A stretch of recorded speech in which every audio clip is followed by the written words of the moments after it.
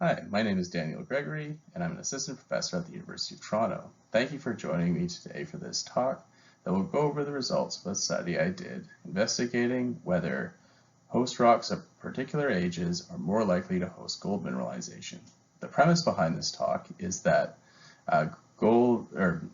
sedimentary pyrite or sedimentary rocks more generally are viable sources of gold from mineral deposits. And we know that sedimentary pyrite is enriched in gold at different periods of Earth history. Thus, these areas that are more enriched in gold, or the rocks underlying them, are more likely to host gold mineralization, as these are better source rocks. Over the course of the talk, we'll go over the model for sedimentary hosted gold deposits, and then we'll go through the periods of geological time where we've outlined that sedimentary pyrite is particularly enriched in gold. And then we'll go to an example from Queensland, Australia to see whether gold prospects are actually more commonly associated with rocks at these ages. So what much of the premise of this talk and study is based on is what the best source rocks for gold deposits are. And if we look at this chart in the orange, we can see that the highest gold of average rocks is carbonaceous shale, which would suggest that it's a pretty good gold deposits. However, tholeiitic basalts are also good sources of gold. However, if we think about the other elements that are enriched in gold deposits, often one of those elements is arsenic.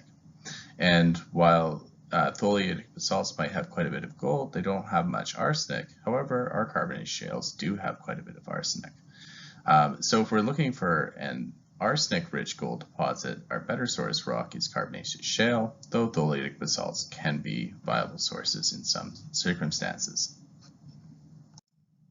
So how this works is gold is brought into the sediments in two different ways. One would be detritively adsorbed onto clays, or just in detritus more generally, or we can have it precipitating out of seawater in euxinic settings as sedimentary rhamboidal pyrite, or adsorbed onto organic matter and settling into the sediments.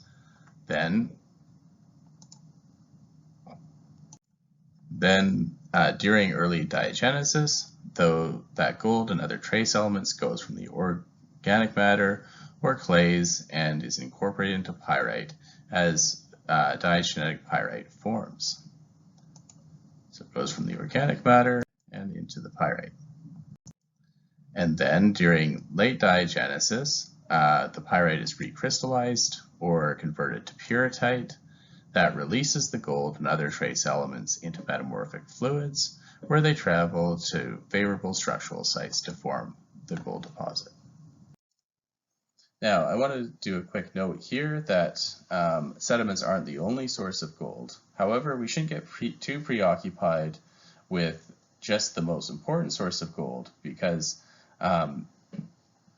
if we have an upgrade in many of these systems, just adding 10%, say, from the sediments would be enough to bring something up to an economic value. So if we have an intrusion-related magmatic gold source for most of our gold, we're still better off if it's intruding into gold-rich sediments, because that could remobilize some of that and bring our deposit from being an anomaly to an actual deposit. So how does this help us find gold deposit? Well, it does a couple of things. It can let us find different periods in Earth history when sedimentary rocks are particularly enriched in gold, and these can be good targets for greenfields exploration. Or it can also allow for initial testing whether basins are good source rocks. So under this idea, we could go to a basin that hasn't seen a lot of exploration activity, analyze the pyrite in the sedimentary rocks, and if they are high in gold, that would suggest that we should look at this basin a little bit closer.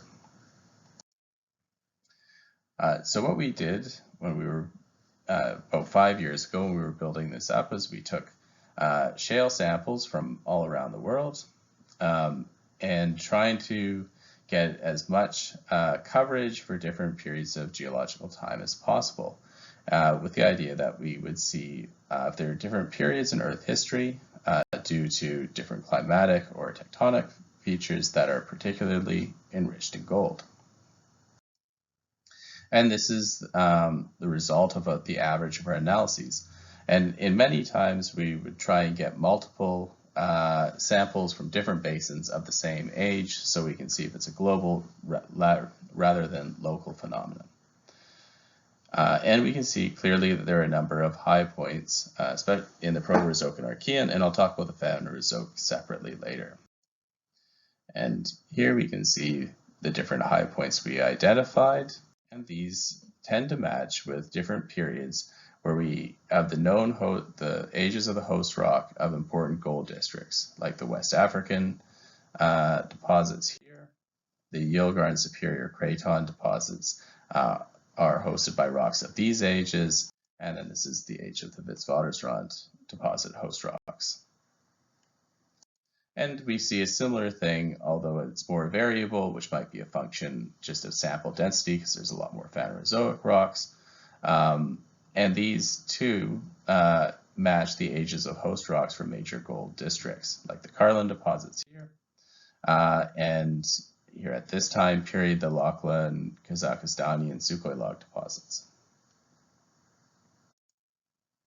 And in all, we identified several different time periods of gold enrichment in sedimentary pyrite, and they tend to match the ages of known gold districts. So what we thought we should do was try and go into an area that isn't particularly known for a lot of important gold mineralization, but it should be noted that gold occurs many different places, and there are some deposits in Queensland. So we wanted to test our area in an area that doesn't have these major gold districts, just to make sure that we aren't overwhelming our system by going to Carlin, and we already know that the host rocks are the right age, and lo and behold, the Carlin are all found in that age of host rocks. And we also wanted an area that was relatively sparse in the age of prospective stratigraphy, but still had some. And Queensland was a good match for this, and it also had a decently well understood geology, high quality geological maps that were readily available in an easy to use format. And this map shows in black the time periods of prospective stratigraphy in Queensland. And if we overlay the known gold deposits and gold anomalies, we find that of the 8,658 total known gold deposits and anomalies, 35% are hosted in the prospective stratigraphy, and that prospective stratigraphy is just 5% of the state. So that's a pretty important finding. And in addition to that 35%, 10% are within 1 kilometer of that prospective stratigraphy, and an additional 18% are within 5 kilometers of that prospective stratigraphy. So just to look at this map here, the yellow is where it's in the prospective stratigraphy. The orange is where it's 1 kilometer away from the prospective stratigraphy. The red is 1 to 5 kilometers, and the purple is greater than 5 kilometers from prospective stratigraphy.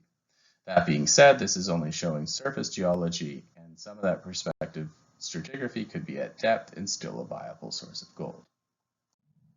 If we look a little bit closer in some of these areas that are shown in these boxes, we can see that not only do we have this large number of yellow spots, which are indicating the deposits in the prospective stratigraphy, there's also a number of clusters sort of adjacent to these areas of prospective stratigraphy, and these could be indicating places where this prospective stratigraphy is actually at depth and still a viable source for these deposits.